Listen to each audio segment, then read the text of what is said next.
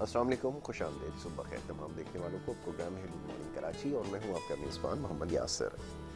Programme ناظرین بات کرتے ہیں اپنے عوامی مسائل کے حوالے سے، سماجی مسائل، معاشرتی مسائل اور معاشی مسائل پروگرام میں عموماً زیر بحث آتے ہیں، اور اس کے ساتھ ساتھ بات ہوتی ہے کچھ آپ کی صحت کے حوالے سے۔ اور رواں ہفتے میں مختلف معاملات اور موضوعات پر گفتگو ہوئی ہے۔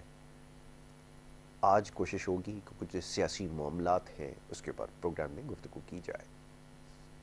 بہت سارے پیغامات اور سوالات ہمارے پاس پہلے سے موجود ہیں جو پروگرام دیکھنے والے ہمیں بھیجتے ہیں، جس میں زیادہ تر جو سوالات ہیں وہ شکایات پر مبنی ہیں، اور پاکستان میں رہنے والے لوگ شکایت کر رہے ہیں حکمران طبقے سے، جس کے اوپر ایک بڑی بھاری ذمہ داری عائد ہوتی ہے کہ جو ملک کی معاشی صورتحال کو بہتر بنائے، ملک کے اندر استحکام لے کر آئے۔ اب وہ ہر طرح کا استحکام ہے، وہ سیاسی نوعیت کا بھی استحکام ہے اور دیگر معاملات کے اندر بھی، لیکن اس میں ناکامی ہو رہی ہے۔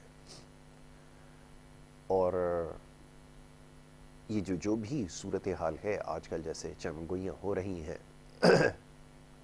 سوشل میڈیا کے اوپر کہ ملک جو ہے وہ ایک شدید معاشی بحران کی طرف گامزن ہے، اور اس میں ڈیفالٹ کا جو خطرہ ہے وہ پیدا ہو چکا ہے۔ مختلف حوالے سے ہم پروگرامز دیکھ بھی رہے ہیں، معاشی ماہر ہیں اور جو نہیں بھی ہیں وہ اس بارے میں پیش گوئی کر رہے ہیں۔ ملک جو ہے وہ یقیناً ڈیفالٹ کی طرف ہے، اور اس ساری صورتحال کا ذمہ دار کون ہے؟ اب پاکستان میں ہمیشہ سے معاف کیجیے، یہ روایت رہی ہے تمام سیاسی جماعتوں کی کہ وہ جتنے بھی معاملات کی خرابی ہو اس کی ساری ذمہ داری ماضی کی حکومتوں پر ڈال دیتے ہیں، اور یہاں بھی کچھ ایسا ہی ہو رہا ہے۔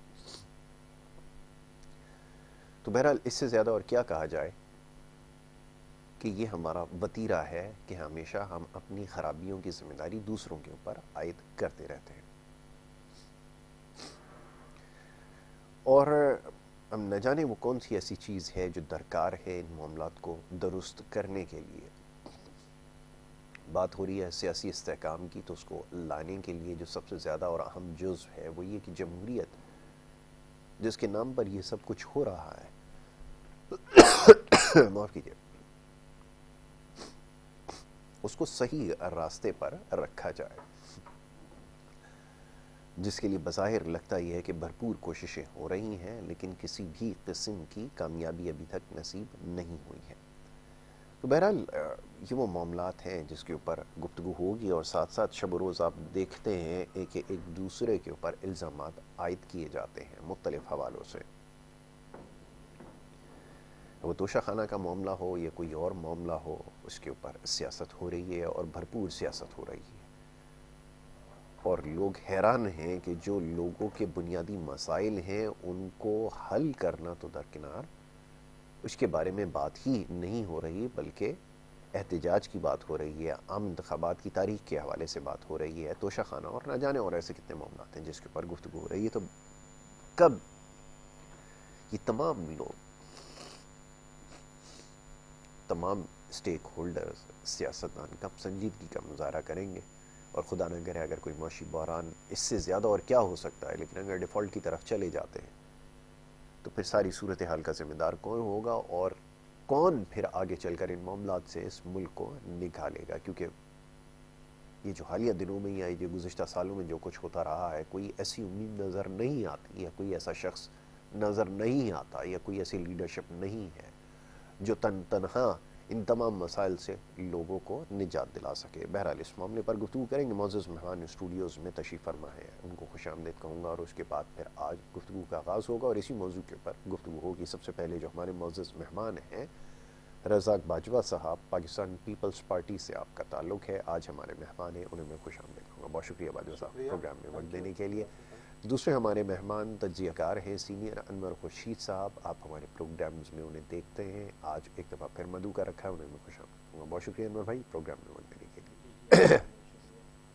باجوہ صاحب، سوال کیا کیا جا سکتا ہے جو کچھ ہو رہا ہے؟ جیسے میں نے ایک لمبی تمہید باندھ دی اور ابتدائیہ میں تذکرہ کیا کہ یہ جب تک سیاسی استحکام نہیں آئے گا تب تک میرا نہیں خیال، میری ناقص رائے یہ ہے کہ ملک میں معاشی استحکام آ سکتا ہے یا دیگر جگہوں پر استحکام آئے گا۔ اب اس میں لوگ یہ سوال کر رہے ہیں کہ یہ جو سیاسی جماعتیں ہیں اس میں بڑے سینئر اور تجربہ کار سیاستدان موجود ہیں، لیکن یہ عوامی مسائل حل کرنے میں ہمیشہ کیوں ناکام رہے ہیں؟ اس سیاست کے معاملے پہ تو یقیناً ان کو کامیابی جوڑ توڑ کے معاملے میں ہو جاتی ہے۔ پارلیمنٹ کے اندر بالادستی کیسے قائم رکھنی ہے، قانون سازی میں کس طرح حصہ لینا اور نہیں لینا ہے، ان تمام چیزوں پہ تو کامیابی ان کو حاصل ہو جاتی ہے۔ جب بات آتی ہے عوامی مسائل کو اور ملک کی معاشی صورتحال کو درست کرنے کی تو اس میں یکسر ناکام نظر آتے ہیں۔ فرمائیے کیا کہیں گے؟ بسم اللہ الرحمن الرحیم۔ تھینک یو یاسر صاحب۔ یاسر صاحب دیکھیں کہ ملک میں جو معاشی استحکام ہے اس کا ذمہ دار کون ہے؟ اس نوبت تک ملک کیسے پہنچا؟ بہت خوشحالی تھی ملک میں، مناسب ہم اپنا گزر سفر کر رہے تھے، پاکستان کی 20-22 کروڑ عوام، اور یہ صورتحال کا ذمہ دار کون ہے؟ دیکھیں میں سمجھتا ہوں کہ اس وقت کی عدلیہ جس نے ملک میں جو ہے وہ نواز شریف کی چلتی ہوئی حکومت، حالانکہ میرا کوئی نون لیگ سے تعلق نہیں ہے، اس وقت جو بھی اسٹیبلشمنٹ نے یا اداروں نے اور عدلیہ نے کھیل کھیل کر ملک کو چلتا ہوا 18 اور نواز شریف کو ڈسکوالیفائی کروا کر کے ملک میں سیاسی استحکام پیدا کیا، اور اس کے نتیجے میں پھر تحریک انصاف اقتدار میں آئی، اور تحریک انصاف سے نہ صرف اداروں کو، عدلیہ کو، پاکستان کی عوام کو بہت امیدیں وابستہ تھیں کہ خان صاحب کیونکہ ایک رول ماڈل تھے ہمارے کرکٹ کی وجہ سے، بڑی ہمیں امیدیں وابستہ تھی کہ خان صاحب ملک میں آئیں گے، اور جو ان کے دعوے تھے وہ تو سینکڑوں کے حساب سے ان کے دعوے تھے،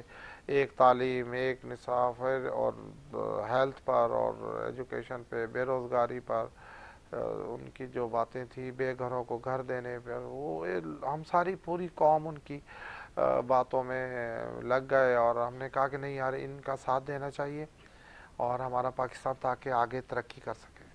بدقسمتی سے خان صاحب کو جو سپورٹ طاقت مند اداروں نے، سپاہ سالار نے، پاکستانی عوام نے شاید اتنی نہ دی ہو، لیکن اداروں نے جو ان کو سپورٹ کیا، انہیں فیٹر میں دودھ بنا بنا کے ساری رات پلایا انہیں، اور لیکن وہ بدقسمتی سے، یہ میں تو سمجھتا ہوں ملک کی بدقسمتی ہے کہ ان سے ہمیں جو امیدیں وابستگیاں تھیں وہ ہمیں انتہائی مایوس کن ثابت ہوئیں، اور ملک میں سیاسی استحکام آنے کی وجوہات یہ تھی اگر خان صاحب پی ٹی آئی اپنا دیا ہوا پروگرام انہوں نے جو قوم کے سامنے رکھ کر کے الیکشن لڑا تھا، اس میں سے وہ 5% بھی اگر وہ اس پر عمل درآمد کر لیتے، 10% کر لیتے، حالانکہ انہیں 100% کرنا چاہیے۔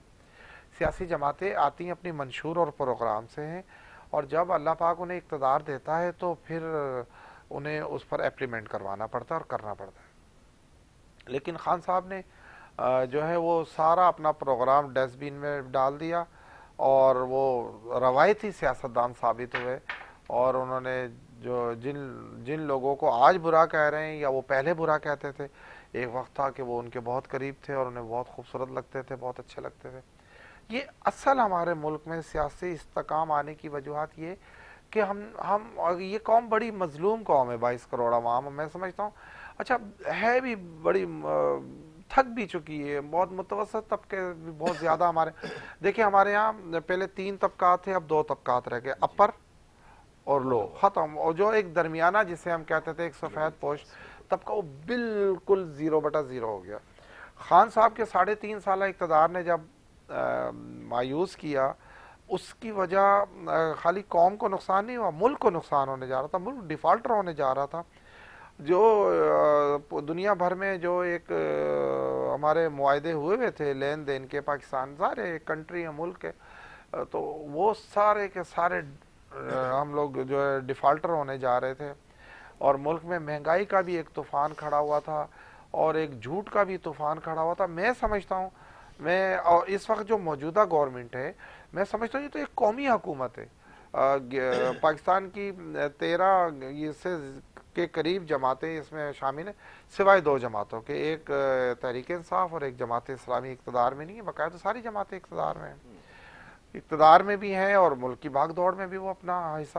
میں سمجھتا ہوں کہ موجودہ جو پی ڈی ایم کی گورنمنٹ ہے، میں ایمانداری سے میں بات کر رہا ہوں، میں یہ بات نہیں کر رہا کہ میری وابستگی پاکستان پیپلز پارٹی سے یا میں یہ کہہ رہا ہوں کہ اگر موجودہ پی ڈی ایم نے کوئی بھی کام نہیں کیا تو ایک کام ضرور کیا ہے کہ اس ملک کو ڈیفالٹر ہونے سے بچایا ہے، سیاسی استحکام جو یہاں پیدا کیا ہے. اور عمران خان اور تحریک انصاف کا جو 3.5 سال ایک مشن تھا، جو جھوٹا ایک مشن تھا، جس کے پیچھے پاکستان کی عوام نے بھی بڑی قربانیاں دی، لیکن اگر پی ڈی ایم نے یہ، میں سمجھتا ہوں یہ ایک ملک پر احسان کیا ہے، یہ قومی حکومت ہے. اور آگے انشاءاللہ جنرل الیکشن آئیں گے، اور تحریک انصاف کی موجودہ جو پالیسیاں ہیں یا جو اس سے قبل انہوں نے کارنامے انجام دیے، تو وہ تو سب قوم کے سامنے آ جائیں گے. الیکشن ہوں گے، جنرل الیکشن اگست میں 23 میں ہونے چاہیے میں سمجھتا ہوں، لیکن شاید نہ ہو. الیکشن آگے کی طرف جا رہے ہیں، کیونکہ جب تک ملک میں استحکام پیدا نہیں ہوگا تو دیکھیں نا، جب ملک میں سیاسی استحکام نہیں ہے تو معاشی استحکام کیسے آئے گا؟ اب بہت کوشش کر رہے ہیں اسحاق ڈار صاحب، لیکن آپ دیکھیں کہ ہمیں قسط پہ قسط دینی ہے. جو پیسہ ہمیں باہر ورلڈ بینک یا اقوام متحدہ یا دیگر ممالک ہمیں دیتے ہیں، وہ پیسہ وہ ہمیں خیرات نہیں دیتے ہیں، وہ واپس لینے کے لیے دیتے ہیں، اور وہ پیسہ حقیقت میں ان کی قوم نے بڑی محنت سے کمایا ہوا ہوتا ہے. وہ اس کا اب جب ہم سارا پیسہ تو چلے جاتا ہے قسطوں میں، ہم قسط نہیں دیں گے، ہمارا ملک ڈیفالٹر ہو جائے گا تو آپ بالکل پھر کہاں کھڑے ہوں گے؟ تو میں سمجھتا ہوں کہ عمران خان صاحب کو اللہ پاک نے بہت اچھا 3.5 سال کا وقت دیا. وہ اگر اپنے پروگرام پر عمل درآمد کرتے تو شاید آج نہ ان کا یہ حشر، نہ ان کی پارٹی کا ہوتا، نہ ان کا ہوتا، نہ اس قوم کا ہوتا. تو اس سارے جو سیاسی استحکام ملک میں موجودہ ہے نہیں پیدا ہو پا رہا ہے، یا معاشی استحکام پیدا نہیں ہو پا رہا ہے، تو اس کے ذمہ دار تو موجودہ گورنمنٹ کو نہیں کہا جا سکتا. آپ کے خیال میں تحریک انصاف اس کی زیادہ ذمہ بالکل دار ہے کہ انہوں نے صورتحال کو قابو کرنے کے بجائے کیونکہ اس انہوں میں نے مزید بگاڑ مصنوعی پیدا کیا؟ قوم کو جھوٹ پر ٹھیک. مصنوعی چیزوں کا حساب کتاب وہ دیتے رہے. جی ڈالر کو یہ ہم نے روکا ہوا ہے، پیٹرول مہنگا لے کر کے سستا دیتے رہے، اور وہ چاہتے تھے کہ کسی نہ کسی طریقے سے میں اپنے 5 سال پورے کر لوں. بالکل ٹھیک ہے. وہ حالانکہ عمران خان صاحب اپنا اقتدار اس وقت چھوڑ دیتے جب ان کے پاس بہت بڑا موقع تھا. موجودہ جو اس وقت کی اپوزیشن جماعتیں تھی، جب ان سے کہہ رہے تھے کہ آپ سے ملک نہیں چل رہا، آپ چھوڑ دیں، تو چھوڑ دیتے تو شاید وہ سیاسی طور پہ زندہ رہتے. بالکل ٹھیک. انہوں نے اقتدار کو چپٹے رہنا، اقتدار کو ہر حال میں اپنے پاس رکھنا، انہوں نے اولین جو دی ترجیح وہ دی اقتدار کو. انہوں نے پاکستانی قوم کو یا پاکستان کو نہیں دی، جس کی وجہ سے سیاسی استحکام حقیقت میں ملک میں جو ہے وہ معاشی استحکام تو ظاہر ہے کہ وہ موجودہ گورنمنٹ بہت کوشش کر رہی ہے، لیکن کیونکہ انہوں نے اتنا زیادہ خرابیاں پیدا کر کے گئے ہیں، انہیں اب ٹھیک 1 سال میں نہیں کیا جا سکتا. ممکن نہیں. آپ کے خیال میں اس میں تھوڑا سا وقت درکار ہے اور اس میں یقیناً ٹائم لگ سکتا ہے. انور بھائی، گفتگو آپ نے معزز مہمان کی سنی، انہوں نے نشاندہی کی کہ اس وقت جو حکمراں جماعت ہے یا جو اتحاد ہے اس میں ملک کے ہر طبقے کی نمائندگی ہے، اور دوسری طرف ایک جماعت کے بارے میں انہوں نے بات کی ساری صورتحال کی ذمہ دار ہے، جس کی وجہ سے سیاسی عدم استحکام آیا. یہ معاملات جو ہے وہ سنبھلنے کا نام نہیں لے رہا ہے، کیونکہ وہ ایک ایجیٹیشن یا ایک پینک کی سی جب سچویشن ہوتی ہے تو یقین کوئی بھی ملک ترقی نہیں کر سکتا. یہ بات کس حد تک درست ہے اور آپ کتنے اس بات سے متفق ہیں، اتفاق کرتے ہیں؟ اپنی رائے ضرور دیں اس پہ. بسم اللہ الرحمن الرحیم. دیکھیں جی، اگر ہم اس کو یہ ابھی 9 ماہ ہو گئے ہیں موجودہ گورنمنٹ پی ڈی ایم کی، اور 3.5 سال تحریک انصاف کی جو گورنمنٹ تھی، اور اس سے پہلے تقریباً 71 سال جو یہاں پہ حکومتیں کرتے رہی سیاسی پارٹیاں، اگر ہم تینوں کو کمپیئر کریں تو ابھی جو موجودہ پی ڈی ایم کی حکومت ہے یہ 30 سال انہوں نے حکومت کی ہے پاکستان کے اوپر، پاکستان پیپلز پارٹی کے نام سے، پاکستان مسلم لیگ نون کے نام سے۔ ان 30 سالوں میں انہوں نے ملک کو جس جگہ پہ پہنچایا ہے اور جہاں پہ چھوڑا ہے، اگر تو یہ موجودہ اسحاق ڈار صاحب یا مفتیٰ اسماعیل صاحب یا اور جتنے بھی تیسمار خان ہیں، اگر یہ اتنے اچھے ہوتے تو جب عمران خان کی تحریک انصاف کی گورنمنٹ 2018 میں آئی ہے تو نہ آتی، مسلم لیگ نون کی یا پاکستان پیپل پارٹی کی گورنمنٹ جو 5 سال کر کے گئی ہیں وہ نہ جاتی، ان کو نہ ملتی۔ تو یہ کہنا ہے کہ پورے ملک کی نمائندگی ہو رہی ہے، یہ تو ایسے ہی ہو گیا جیسے 1970 کے الیکشنز میں پاکستان پیپلز پارٹی کے اور عوامی لیگ کے جو سیٹیں تھیں اور جو ان کے اس وقت کا الیکشن کا رزلٹ تھا، وہاں پہ جو ابھی بھی وہی چیز ہوئی ہے۔ اور جہاں تک ہم دیکھتے ہیں کہ ملک کے لیے جب ہم دیکھتے ہیں تو تھنک ٹینکس جو ہوتے ہیں وہ بہت تھوڑے لوگ ہوتے ہیں، اوپر کا طبقہ جو ہمارے پارلیمنٹیرینز ہیں یا ایلیٹ کلاس ہے، گورنمنٹ سرونٹ ایلیٹ کلاس والے، وہ بہت تھوڑے ہیں۔ باقی عوام پوری کی پوری، اگر 22 کروڑ کی، اگر آپ 25 کروڑ کی بات کریں تو 25 کروڑ کی 25 کروڑ عوام جو عوام ہے، عوام کے لیے اس وقت جو ضروری چیزیں ہیں وہ ہے روٹی کپڑا اور مکان اور اس قسم کی بنیادی جو ان کی سہولیات ہیں۔ عوام اس وقت صرف ایک چیز دیکھ رہی ہے کہ جب 9 اپریل کو پٹرول 149 روپے لیٹر تھا، اب 225 روپے لیٹر ہے۔ عوام دیکھ رہی ہے کہ ڈالر جو 179 کا تھا 9 اپریل کو، آج 225 کا نہیں ہے دستیاب۔ یہ والا جملہ میں آپ سے سننا چاہتا تھا۔ 250 260 265 270 پہ بھی کہیں کہیں چلا گیا، ایلسیاں کھل نہیں رہی۔ تو اس گورنمنٹ کے آنے کا صرف یہ ہے کہ ابھی جو پی ڈی ایم کی گورنمنٹ آئی ہے اس کو لایا گیا ہے، اس کو وہی لوگ لائے ہیں جو اس سے پہلے باقیوں کو لاتے رہے۔ یہ کہہ دینا کہ یہ جمہوری گورنمنٹ ہے، انتہائی غلط بات ہے، جمہوری نہیں ہو سکتی۔ جمہوریت کہتے ہیں کہ جس کی تعداد زیادہ ہو، جب آپ ہاتھ کھڑے کرتے ہیں جہاں زیادہ جس چیز میں اکثریت کے ہاتھ کھڑے ہوں اور وہ کہیں کہ جی یہ تو فیصلہ اس طرف جاتا ہے۔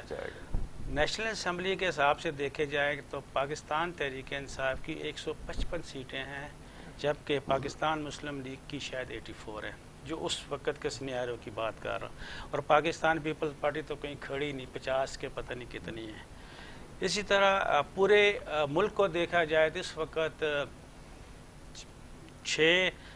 4 صوبے ہیں اور 2 ہماری جو سٹیٹس ہیں، گلگت بلتستان اور آزاد کشمیر، ان میں سے 4 جگہوں پہ پاکستان تحریک انصاف کی حکومت ہے۔ تو جمہور ایسے دیکھا جاتا ہے، جمہور ایسے نہیں دیکھا جاتا کہ رش لگی ہوئی ہے، جلسہ کر لیا بڑا۔ جلسے اگر آپ پنڈی میں جلسہ کریں تو پورے پاکستان سے لوگ جاتے ہیں، اب گوادر میں بھی جلسہ کریں تو پورے پاکستان سے لوگ جاتے ہیں۔ یہ نہیں کہ گوادر کی عوام اکٹھی ہو گئی ہے، جلسوں سے کچھ نہیں ہوتا۔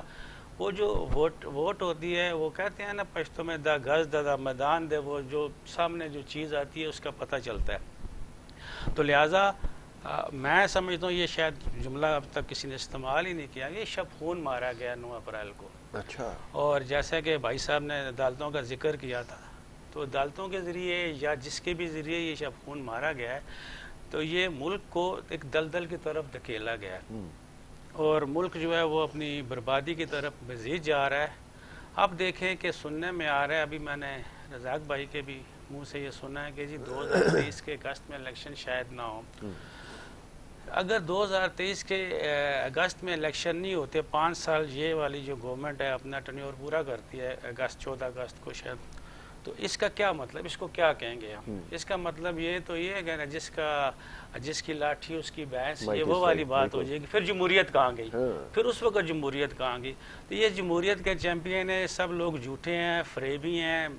میں اس وقت 13 پارٹیاں انہوں نے نام جو لیا ہے نا، تو 2 اور کا بھی نام لیا جو کہ گورنمنٹ میں 15 کی بات کر رہا ہوں، اور جو جن کے نام نہیں ہیں 250 پارٹیاں ہیں، یہ سارے کے سارے جھوٹے دعوے کر کے آتے ہیں، اپنی کیا کہتے ہیں اصل میں جو پارلیمنٹ ہوتی ہے یہ لیجسلیٹر ہوتے ہیں، ان کا کام ہے لیجسلیشن کرنا. ان کا کام یہ نہیں ہے کہ آپ میں نے حکومت کا مطلب ہی کوئی اور سمجھ لیے کہ ڈنڈا لے کے میں تمہارا بادشاہ ہوں اور میں تمہیں کہوں گا ادھر چلو تو ادھر چلو گے، ادھر کہوں گے ادھر چلو ادھر چلو گے. یہ لوگوں کے ذہن میں حکومت کا مطلب یہ ہے کہ حکومت بیسیکلی خادم ہوتے ہیں، یہ عوام کی ویلفیئر کے لیے جس میں لیجسلیشن ہوتی ہے، پھر ان کے بہت سارے ادارے ہوتے ہیں جن کے ذریعے گورننس ہوتی ہے. تو اب بات یہ ہے کہ کوئی اگر ہم ایک شخص کو الیکٹ کر کے اس کو ایم این اے بناتے ہیں، ایم این اے کے بعد وہ وزیر بنتا ہے، وہ وزیر مواصلات بن جاتا ہے. اب اس کا مطلب نہیں ہے کہ کہیں اگر ایک سڑک کسی جگہ پہ ابھی میں پتہ نہیں کتنے کھڈے آئے ہیں راستے میں، وہ کھڈے آئے ہیں اور میری گاڑی کو کھڈے میں لگی 2-3 دفعہ، تو میں کہوں جی وزیر مواصلات کو فون کروں بھائی یہ کیا، ایسے نہیں ہوتا. اصل میں ایک نظام ہوتا ہے، نظام اوپر سے نیچے تک آ کے کسی میونسپل کارپوریشن تک یا اس سے بھی نیچے رہتا ہے. تو وہ اس میں گورننس کا فقدان ہے.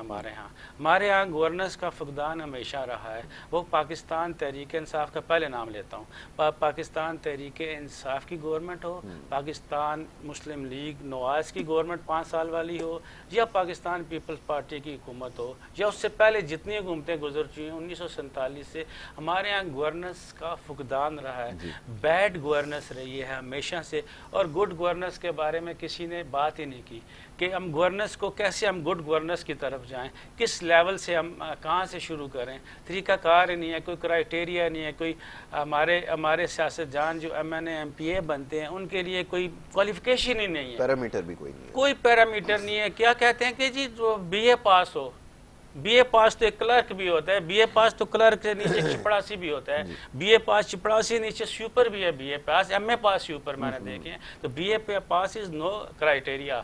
انٹلیکچوئل کوئی چیز ہوتی ہے، کوئی تجربہ کوئی چیز ہوتی ہے. 32 سال کا بندہ اس کو ہم کہہ رہے ہیں جی وزیر اعظم بن جائے پاکستان کا. آپ دیکھیں جو ترقیہ، آپ اپنے جو بائیڈن کو دیکھ لیں، آپ روس کے پرانے صدروں کو دیکھ لیں، 80 سال کے بریزنف، گورباچوف اور وہ کون سے جو پہلے تھے، کیا کیا ان کی ایج تھی، کیا وہ کر کے آئے ہوتے، کدھر ہمیں دیکھا جائے جیسے ہمارے غلام اسحاق خان کتنا تجربہ کار انسان تھے. تو اس طرح سے ہم بندہ ہوتا ہے چل پھر رہا ہوتا ہے، وہ کر کے آتا ہے، یونیورسٹی سے آکسفورڈ سے پڑھ کے آ گیا، کہتے ہیں کہ جی ہم تو ہیں. اسی طرح یہ جو عمران خان صاحب کے ساتھ جو کچھ بھی ہوا ہے، ان کی نا تجربہ کاری سیاست کے اندر جو تھی وہ ہوئی ہے. ٹھیک ہے. تو اس کے لیے کوئی کرائیٹیریا گورننس کے لیے ہمیں ایسا بنانا چاہیے کہ جس میں کہ جو لوگ ہم اوپر لا کے الیکٹ کر کے لاتے ہیں، وہ الیکٹ کرنے سے پہلے ان کے جس وقت پیرامیٹر دیکھے جائیں، ان کا کوئی ایسا فریم ورک بنا جائے کہ کون لوگ ہیں جو الیکشن لڑ کے آ سکتے ہیں اور انہوں نے آ کے ملک کی لیجسلیشن کرنی ہے اور پورے ملک کو دیکھنا ہے. ٹھیک ہے. تو انتخابات سے یہ مسئلہ حل ہو جائے گا آپ کے خیال میں اگر انتخابات ہو جائیں گے؟ میں نہیں سمجھتا کہ انتخابات اس کا کوئی حل ہے. انتخابات اگر ہوں گے تو اس وقت کی جو سچویشن ہم دنیا میں دیکھ رہے ہیں، اگر یہ 2 پارٹیاں اپنی آنکھیں بند کر کے وہ کس کی طرح وہ جو نہیں وہ بلی کو کبوتر کی طرح آنکھ بند کر کے بیٹھی ہوئی ہیں تو بیٹھی رہیں.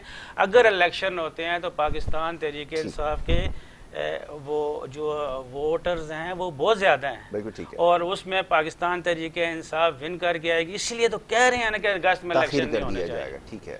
اچھا، یہ بات کس حد تک درست ہے، اس کے اوپر گفتگو ہوگی اور گفتگو جاری رکھیں گے. ایک مختصر سی بریک یہاں پر لیں گے، بریک کے بعد واپس آئیں گے، گفتگو جاری رکھیں گے. آپ دیکھتے رہیے پروگرام گڈ مارننگ کراچی.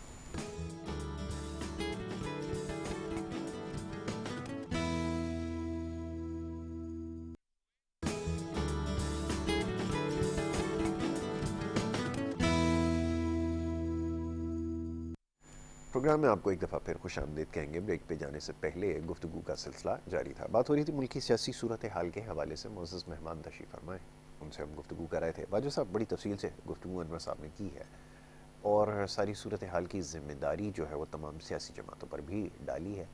اور لامحالہ جو اس وقت ملک کی جو عمومی صورتحال ہے اس میں ذمہ داری تو عائد ہوتی ہے، اس سے بری الزمان نہیں ہو سکتے. اور یہ بھی نہیں کہا جا سکتا کہ ماضی میں جو سلسلے ہوتے آئے ہیں یا 3 سال جو کچھ ہوا ہے اس کے نتیجے میں یہ کچھ ہو رہا ہے. میرے خیال میں اگر اتنا سیاسی اور وسیع تجربہ رکھتے ہوئے لوگ اگر پارلیمان میں موجود ہوں گے اور اگر وہ مسائل کو نہیں حل کر پا رہا ہے تو اس کا مطلب یہ کہ معاملات ہاتھ سے نکلتے جا رہے ہیں. اور آخری جملہ اور اضافہ کر دوں، جیسے انہوں نے کہا آخر میں کہ جو تحریک انصاف ہے اس کی مقبولیت کا گراف بلند ہو رہا ہے، جس سے یہ خائف نظر آ رہے ہیں، جس کی وجہ سے راہ فرار اختیار کر رہے ہیں. فرمائیے. جی میں باتیں میں نے بہت غور وہ واقعی باتیں بھی بڑی غور طلب تھی، میں نے سنی ہے. لیکن میں یہ سمجھتا ہوں کہ انور خورشید صاحب نے جیسے فرمایا کہ ساری جماعتیں، اب مجھے آپ بتائیں اگر ہمارے ملک کی ساری جماعتیں ہی ٹھیک نہیں ہیں تو 25 کروڑ عوام ہی ٹھیک نہیں ہیں، تو پھر تو معاملات درستگی کی طرف کبھی جا ہی نہیں سکتے، کیونکہ ہم سب کے سب خراب ہیں. میں سمجھتا ہوں کہ یہ بڑے زیادتی ہم کر دیتے ہیں کہ ہم مطلب ٹھیک اور غلط کو، یعنی صحیح اور غلط کو مکس کر دیتے ہیں کہ جی بس ساری. تو ایسا میرا خیال ہے کہ نہیں ہونا چاہیے. اور ہمیں جو ہے جب تک زیادتیوں کی، دھوکہ بازیوں کی، کرپشن کی نشاندہی ضرور کرنی چاہیے. اس میں جو صاف گو سیاستدان ہیں، جنہوں نے اس ملک کی خدمات کی ہیں، جنہوں نے اس ملک کے لیے جانیں دی ہیں، تو وہ بھی برابر ہو گئے. میں سمجھتا ہوں ایسا نہیں ہے، ایسا نہیں ہے. انشاءاللہ ہمارا ملک ترقی کرے گا، ہمارا ملک انشاءاللہ تعالیٰ یہ قائم ہونے کے لیے بنا ہے. اللہ الحمدللہ.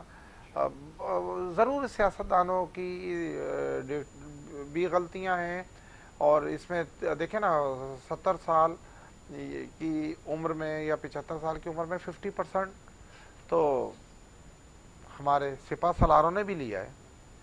ٹھیک ہے، ان کے دور میں بھی غلطیاں بھی ہوئی ہیں، ٹھیک بھی ہوئے معاملات. لیکن دیکھیں دنیا میں جو ایکسیپٹ کیا جاتا ہے یا تعریفیں کی جاتی ہیں وہ کبھی بھی آمریت کی نہیں کی جاتی، جمہوری حکومتوں کی ہی کی جاتی ہیں.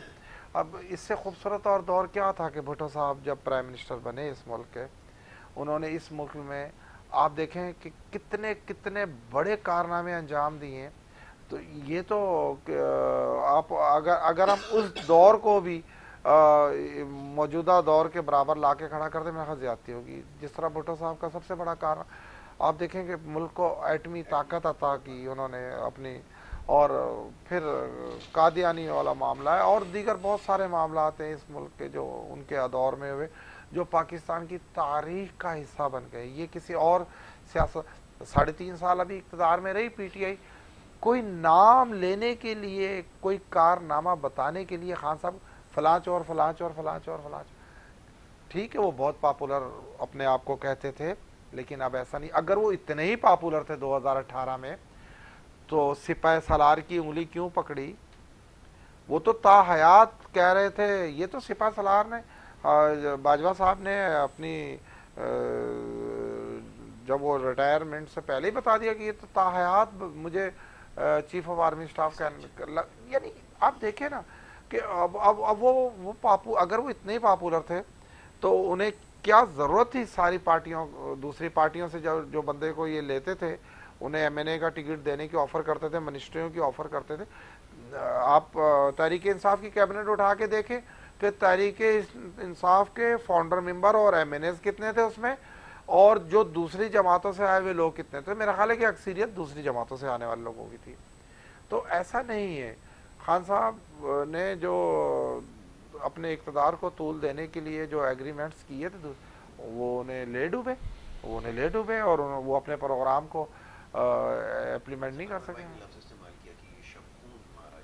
میں نہیں سمجھتا کوئی شب خون. آپ دیکھیں کہ ہمارے ملک کا آئین، ہمارے ملک کا قانون، ہمارے ملک کی اسمبلی، کیا عدم اعتماد شب خون ہے؟ عدم اعتماد ایک جمہوری طریقہ ہے. اور دیکھیں پاکستان میں پہلی مرتبہ خان صاحب کے خلاف پاس ہوئی ہے عدم اعتماد. پرائم منسٹر بے نظیر صاحبہ شہید تھیں، ان کے خلاف بھی ہیں لیکن وہ ناکام ہوئی. لیکن موجودہ تحریک انصاف کے خلاف تو تحریک عدم اعتماد کے علاوہ اور کیا طریقہ تھا؟ اور تو کوئی طریقہ نہیں تھا انہیں ہٹانے کا.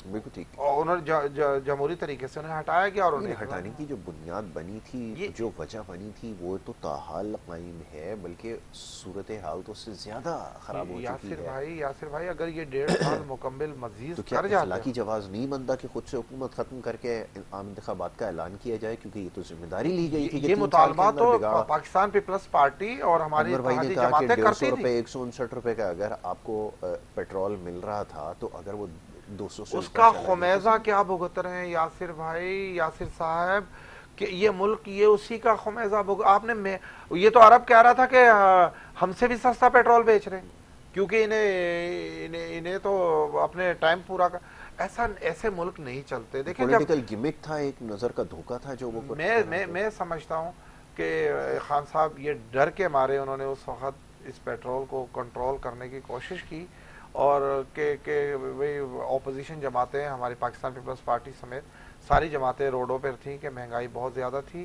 اور یہ مہنگائی کے ذمہ دار بھی خان صاحب ہی تھے. معاملہ یہ ہے کہ جب پیٹرول جب عرب ممالک کہہ رہے ہیں کہ جی ہم پیٹرول جو ہم انہیں مہنگا دے رہے ہیں یہ سستا بیچ رہے ہیں, تو ملک تو ڈیفالٹر ہونا ہی تھا, ملک تو ڈیفالٹر بالکل ہونے کی طرف.